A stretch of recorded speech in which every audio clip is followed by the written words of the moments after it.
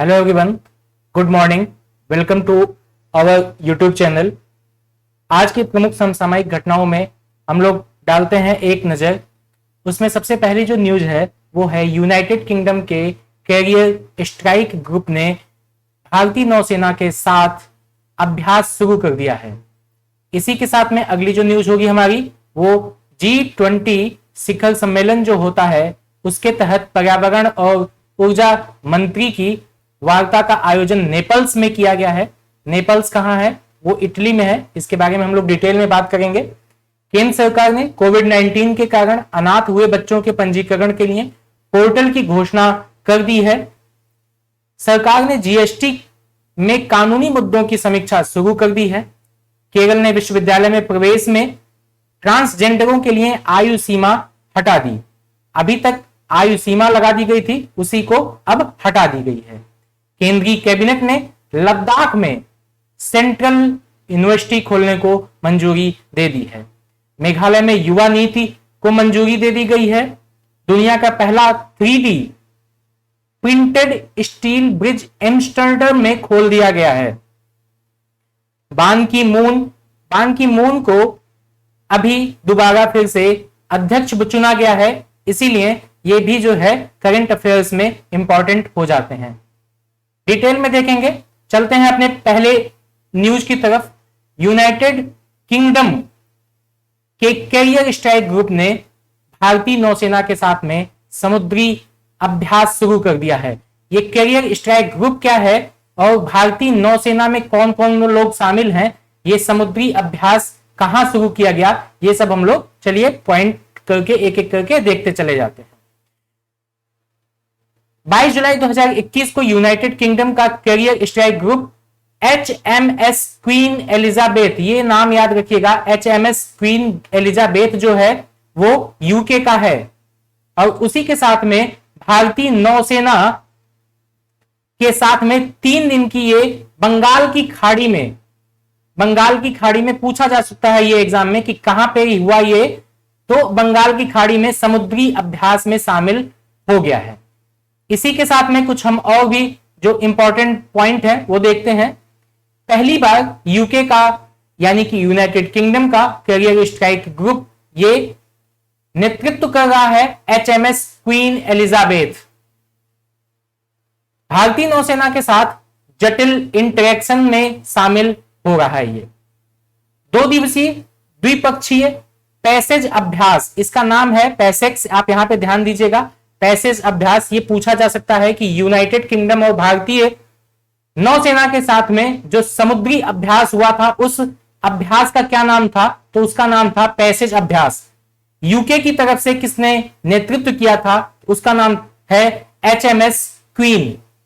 इसी के साथ में भारत की तरफ से किसने किया, तो भारत की तरफ से भारतीय नौसेना ने इसका नेतृत्व किया है। भारतीय नौसेना रॉयल नेवी के साथ में समुद्री, वायु और उपसतह समुद्री अभ्यास आयोजित करेगी। यह समुद्री अभ्यास जो है वो दोनों नौसेनाओं को अपने सहयोग और अंतर संचालनीयता को बढ़ाने में मदद करेगा। इससे दोनों देश एक दूसरे के सहयोग से अंतर संचालनीयता को आगे लेके जाएंगे। इस अभ्यास में दोनों देशों के संयुक्त बलों में कौन कौन शामिल हैं? 2 पनडुब्बियां शामिल हैं, 10 जहाज शामिल हैं, 20 विमान शामिल हैं और लगभग 4000 कर्मी शामिल हो रहे हैं। दोनों नौसेनाएं 2 महासागरों में आपस में मिलजुल करके ये काम करेंगी। इसी के साथ में देख लेते हैं कि कैरियर स्ट्राइक ग्रुप है क्या, और फिर हम देखेंगे भारतीय नौसेना की भागीदारी के बारे में। तो देखते हैं कैरियर स्ट्राइक ग्रुप, यह CSG की पहली परिचालन तैनाती है। कौन सी? पहली है ये। 26,000 से अधिक समुद्री मील की यात्रा के दौरान यह 40 विभिन्न देशों के साथ अभ्यास करेगा। कौन? ये CSG। HMS क्वीन एलिजाबेथ जो कि यूके का नेतृत्व कर रही है, एयरक्राफ्ट कैरियर यूनाइटेड किंगडम द्वारा बनाया गया सबसे बड़ा सतह पोत है ये। इस एयरक्राफ्ट कैरियर संयुक्त रूप से रॉयल नेवी, रॉयल एयरफोर्स और यूएस मरीन कॉर्प्स के द्वारा क्रू किया जा रहा है। कौन कौन से लोग शामिल हैं इसमें? रॉयल नेवी, रॉयल एयरफोर्स और यूएस मरीन कॉर्प्स। यह F-35B lightning multi role aircraft से लैस है। यहां पे ध्यान दीजिएगा F-35B को। भारतीय नौसेना की जो भागीदारी है उसके बारे में भी देख लेते हैं। भारतीय नौसेना ने INS Ranvir, INS Satpura, INS Kavaratti, INS Jyoti और आईएनएस कुलिस।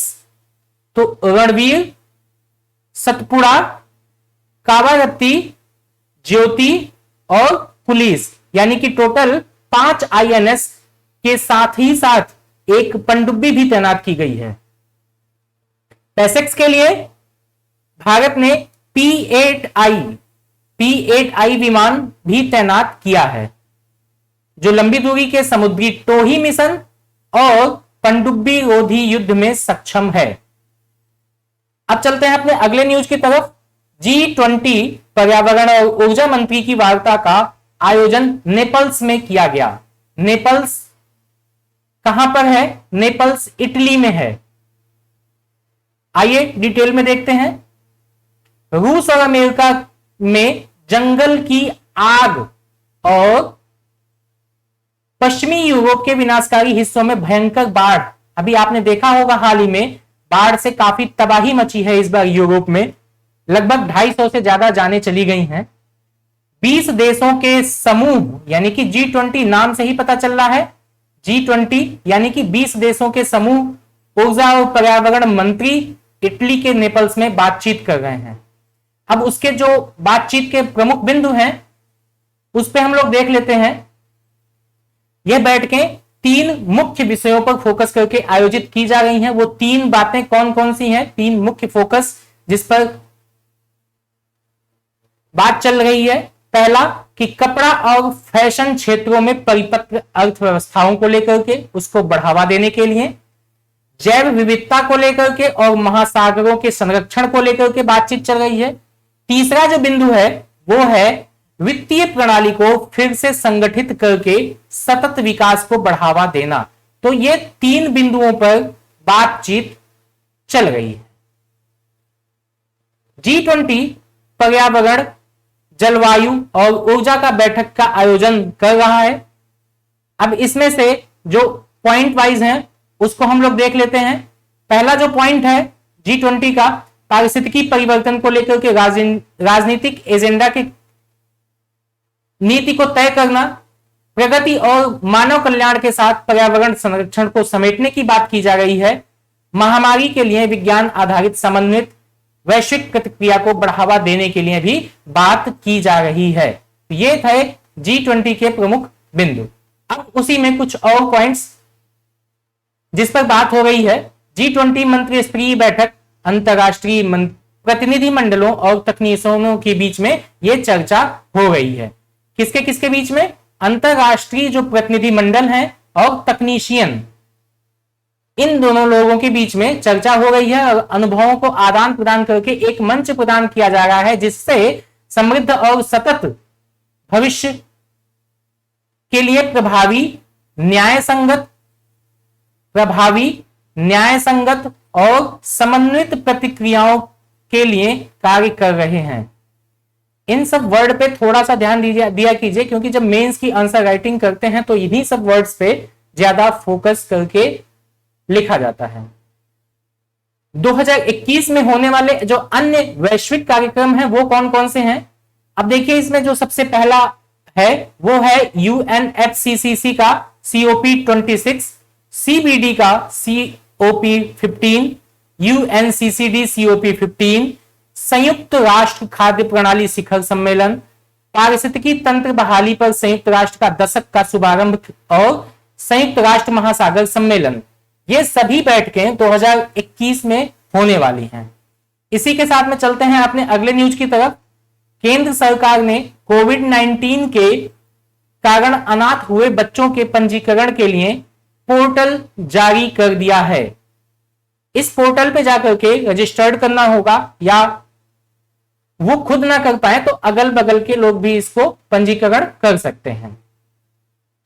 तो कोविड-19 के कारण एक पोर्टल तैयार किया गया जिससे बच्चे का विवरण भरा जाएगा और सरकार को वो भेज दिया जाएगा। वह बच्चा पीएम केयर्स योजना के तहत लाभ प्राप्त कर सकता है। उसकी वेबसाइट ये है www.pmcaresforchildren.in। इसी के माध्यम से बच्चे के सारे डॉक्यूमेंट्स अपलोड किए जाएंगे। अब इसके प्रमुख बिंदु है जो वो भी हम लोग देख लेते हैं। जुलाई 2021 की घटना है ये। देश के सभी राज्यों और केंद्र शासित प्रदेशों के लिए यह पोर्टल पेश कर दिया गया है। पोर्टल के माध्यम से कोई भी नागरिक प्रशासन को उन बच्चों के बारे में सूचना दे सकता है जो इस सूचना के तहत सहायता प्राप्त करने के लिए पात्र होते हैं। मई के महीने में ही प्रधानमंत्री जी ने उन सभी बच्चों के लिए पीएम केयर्स फंड के तहत एक योजना को मंजूरी दे दी थी जिन्होंने कोविड-19 बीमारी के कारण अपने माता पिता या दत्तक माता पिता या कानूनी अभिभावक दोनों को खो दिया था। इसी योजना के तहत बच्चे के 18 वर्ष के होने पर उसे 10 लाख रुपए की राशि भी प्रदान की जाएगी। इसी के साथ कुछ और बिंदु जो इसमें शामिल हैं वो भी देख लेते हैं। 18 वर्ष की आयु को उनकी उच्च शिक्षा में मदद करने के लिए अगले 5 वर्षों के लिए मासिक वजीफा प्रदान किया जाएगा।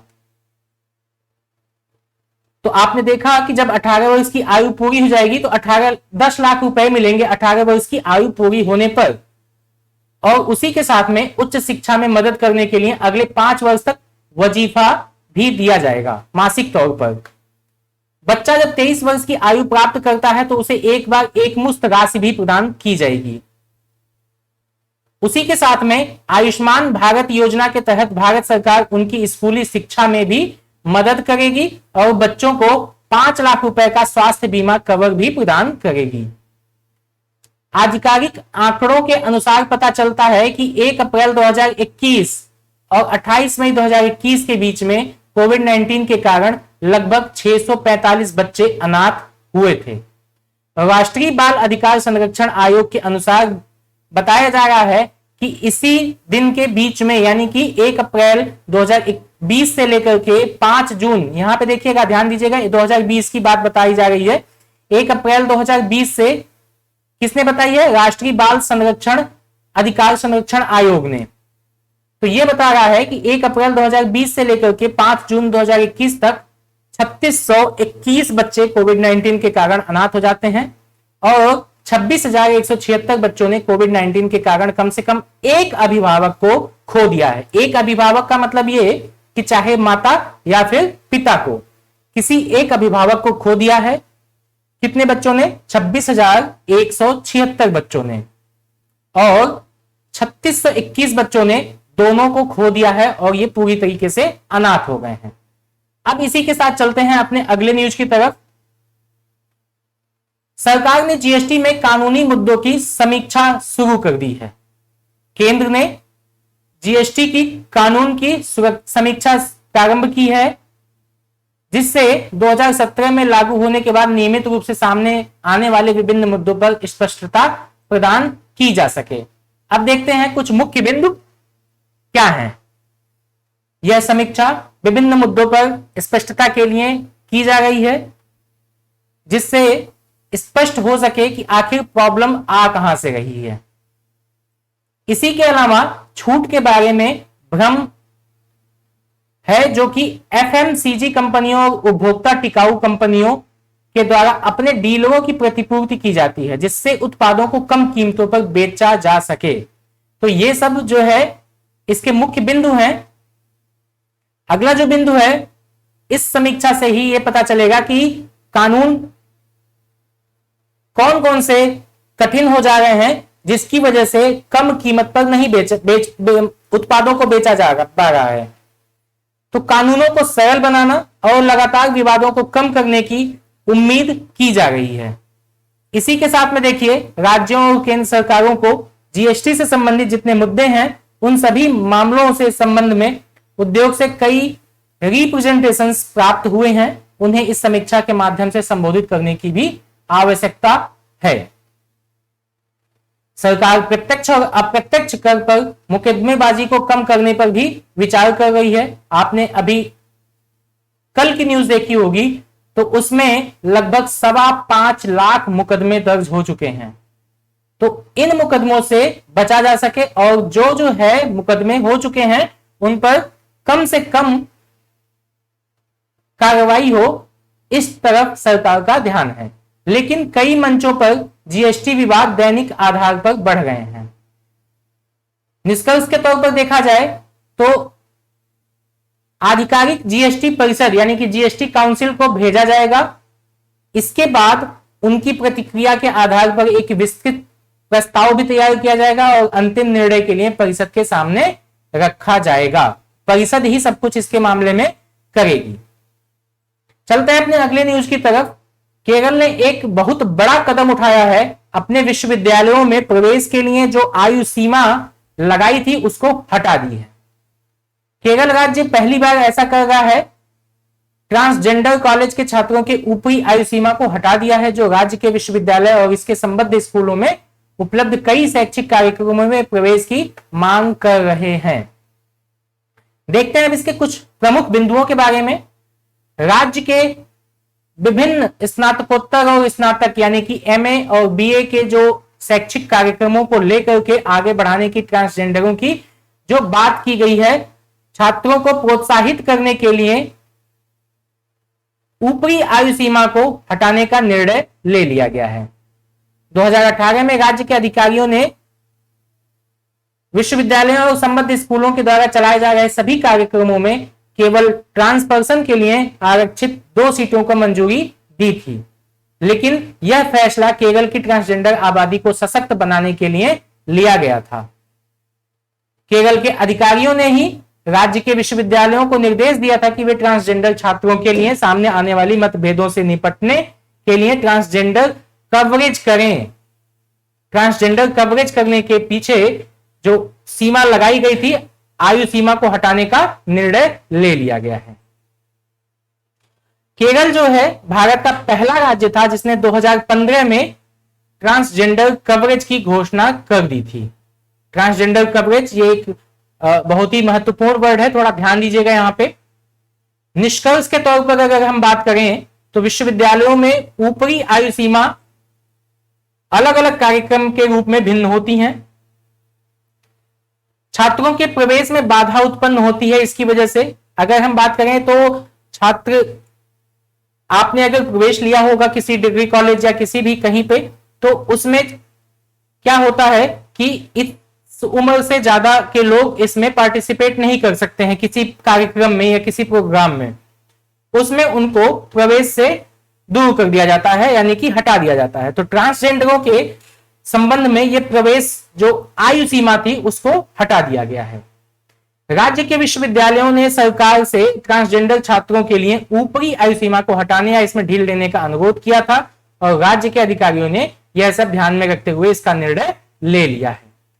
चलते हैं अपने अगले न्यूज की तरफ। यह भी बहुत ही इंपॉर्टेंट न्यूज है। जब से लद्दाख को यूटी और जो है वहां पर काफी विभाजन और जैसी घटनाएं घट रही हैं, उन सबके बीच में एक बहुत ही सुखद न्यूज आती है वहां से कि केंद्रीय कैबिनेट ने लद्दाख में केंद्रीय विश्वविद्यालय को मंजूरी दे दी है। सेंट्रल यूनिवर्सिटी खुलने जा रही है वहां पे। इसके गठन के लिए लगभग 750 करोड़ रुपए पास भी कर दिए गए हैं। अब जो मुख्य बिंदु है उसको देख लेते हैं हम लोग। 4 साल में ही विश्वविद्यालय का पहला चरण पूरा हो जाएगा। लद्दाख में बन रहा है ये केंद्रीय विश्वविद्यालय। ये जो है केंद्रीय विश्वविद्यालय अधिनियम 2009 में संशोधन के लिए विधेयक पेश किया जाएगा। उसी के साथ में विश्वविद्यालय की स्थापना से इस क्षेत्र में उच्च शिक्षा के प्रसार में मदद मिलेगी।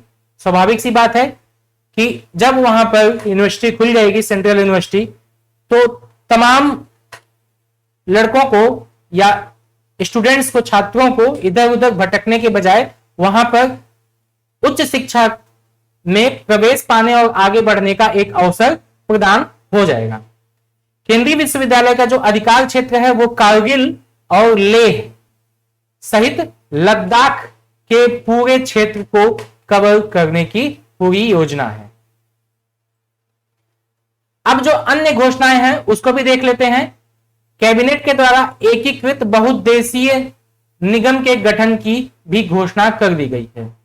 यह निगम जो है वो लद्दाख में विकास परियोजनाओं को वहन करेगा। यह निगम लद्दाख में पर्यटन, उद्योगों, विभिन्न परिवहन सेवाओं के विकास के साथ साथ हस्तशिल्प को भी बढ़ावा देगा। स्थानीय उत्पादों के व्यापार की देखभाल भी ये करेगा।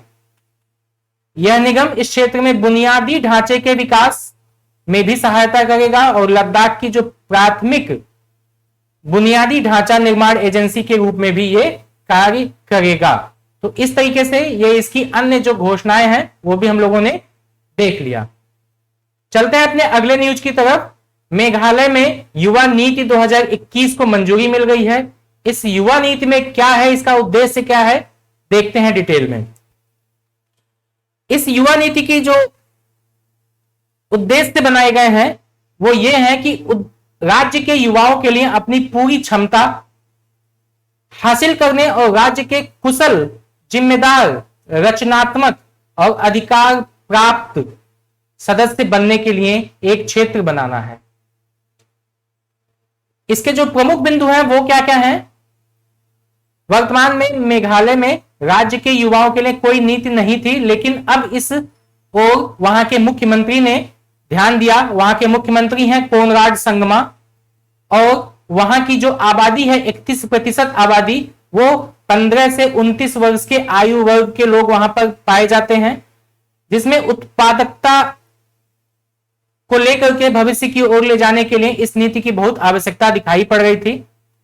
और यह नीति जो है मेघालय के खेल और युवा मामलों के विभाग के द्वारा तैयार किया गया है।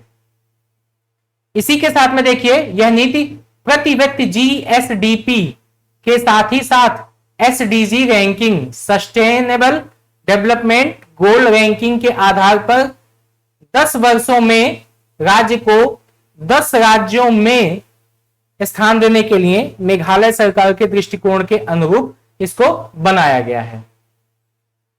कुछ और बिंदु हैं वो भी हम लोग देख लेते हैं।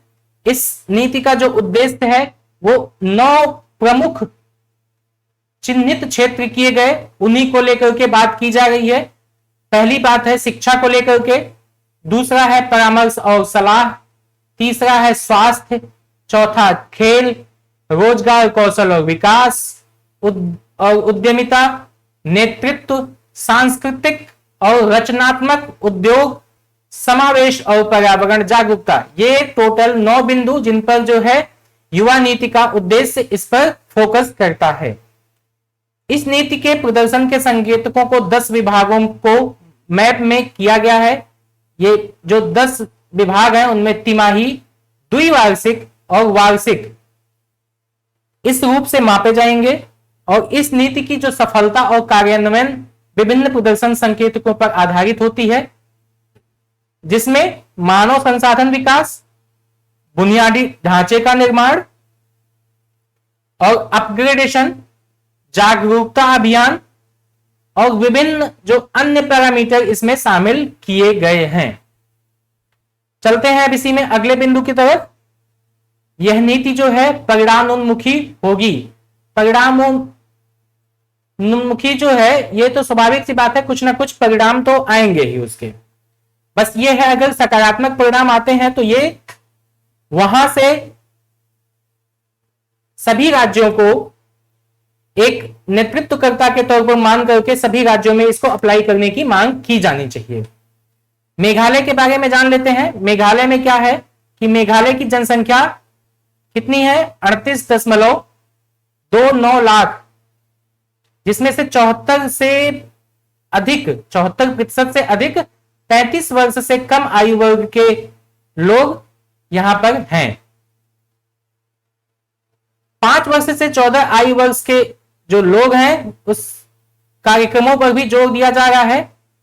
राज्य के युवा विकास और ढांचे का हिस्सा इनको बनाया जाएगा। आपको मालूम है कि कोनराड संगमा यहाँ के मुख्यमंत्री हैं, इससे पहले ही हमने आपको बता दिया है। और मेघालय की जो राजधानी है वो कौन सी है? शिलांग है। अब देखिए अगला, दुनिया का यह पहला 3D printed steel bridge Amsterdam में खोला जा रहा है। 3D प्रिंटेड स्टील, ये पैदल यात्री पुल, इसका अनावरण किया गया। यह परियोजना जो है वो एम्स्टर्डम में किस नहर पर खोला गया? ओदेजिडस आस्टरबर्गवाल नहर। इस पुल के उद्घाटन के समारोह में नीदरलैंड की जो रानी है मैक्सिमा, उन्होंने भाग लिया है। अब आइए देखते हैं 3D प्रिंटेड स्टील के बारे में। जो ये पुल बना है, ये 40 फीट का पुल है। लगभग 6 टन स्टेनलेस स्टील की संरचना के द्वारा इसको तैयार किया गया है। इस ब्रिज का निर्माण एम्स्टर्डम बेस्ड एक 3D मेटल प्रिंटिंग कंपनी है MX 3D, इसी के द्वारा तैयार किया गया है। MX 3D 4 रोबोट ने मिलकर के इसकी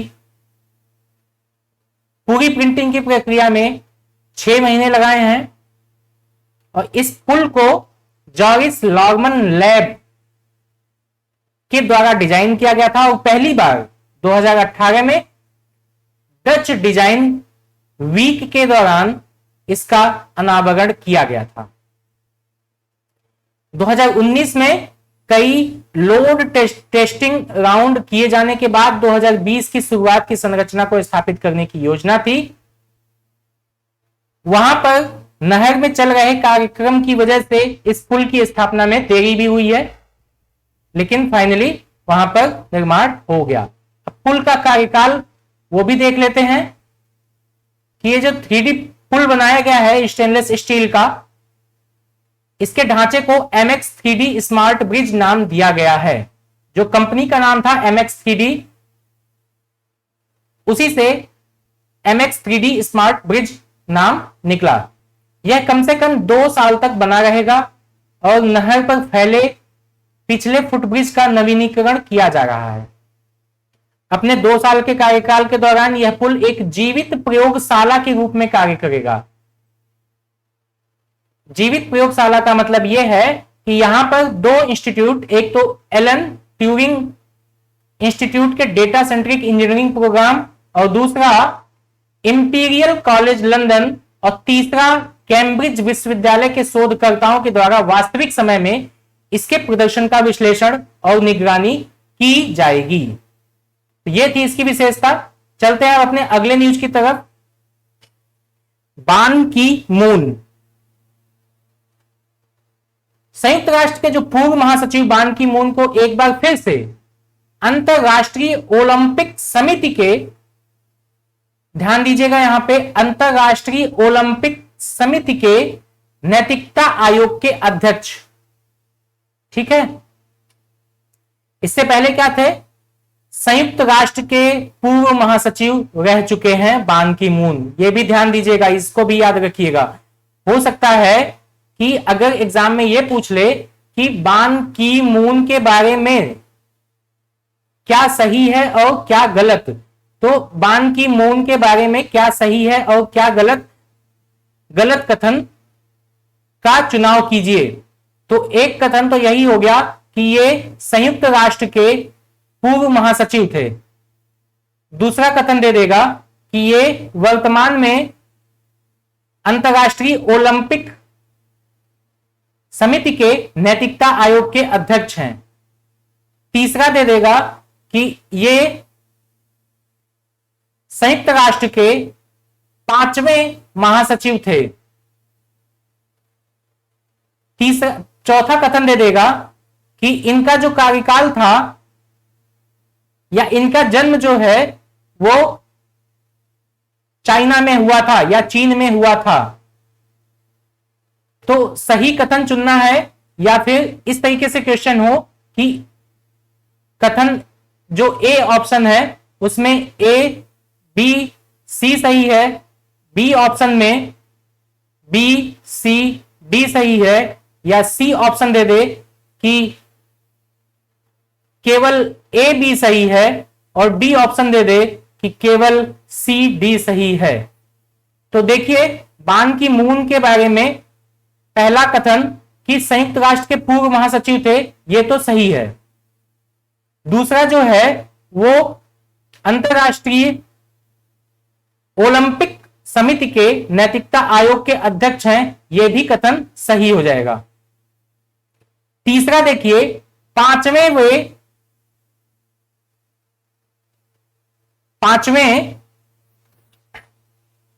वे महासचिव थे संयुक्त राष्ट्र के, तो यहां पे यह कथन गलत हो जाएगा। क्यों? क्योंकि वो 8वें महासचिव थे। बान की मून जो है वो संयुक्त राष्ट्र के 8वें महासचिव थे, तो ये यहां पे कथन याद रखना होगा आपको। इसी के साथ में इनका जन्म वो चाइना में नहीं बल्कि कोरिया गणराज्य में हुआ था।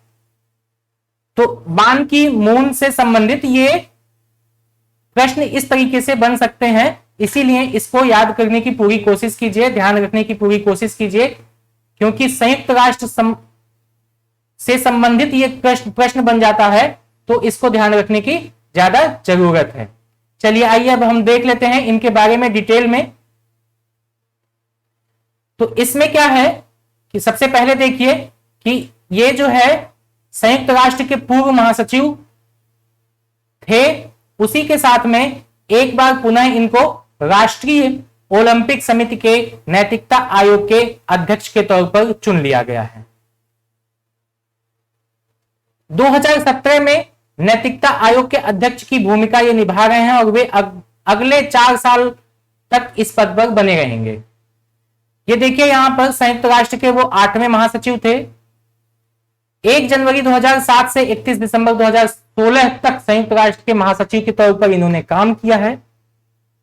लगभग कितने साल? लगभग 10 साल तक इन्होंने कार्य किया है। 21 जून 2011 को उन्होंने सर्वसम्मति से दूसरे कार्यकाल के लिए महासभा के द्वारा फिर से इनको चुना गया था। इनका जन्म जो है वो 13 जून 1944 को कोरिया गणराज्य में हुआ था। उन्होंने 1970 में सियोल यूनिवर्सिटी से इन्होंने अंतरराष्ट्रीय संबंध में स्नातक की डिग्री प्राप्त की थी। 1985 में हार्वर्ड से हार्वर्ड विश्वविद्यालय का कैनेडी स्कूल ऑफ गवर्नमेंट से पब्लिक एड से मास्टर डिग्री इन्होंने हासिल की थी और महासचिव के रूप में अपने चुनाव के समय बान की मून कोरिया गणराज्य के विदेशी मामलों और व्यापार मामलों के मंत्री थे। वहीं अंतरराष्ट्रीय ओलंपिक समिति के ऐसा पहला खेल संगठन था जिसने ओलंपिक आंदोलन के नैतिक सिद्धांतों की रक्षा के लिए 1999 में एक स्वतंत्रता नैतिकता आयोग की स्थापना की जाती है और यह सिद्धांत आचार संहिता और इसके कार्यान्वयन प्रावधानों में निर्धारित किए जाते हैं। तो इस तरीके से हमारी यहीं पे सारी न्यूज समाप्त होती है। मिलते हैं फिर ब्रेक के बाद। Thank you.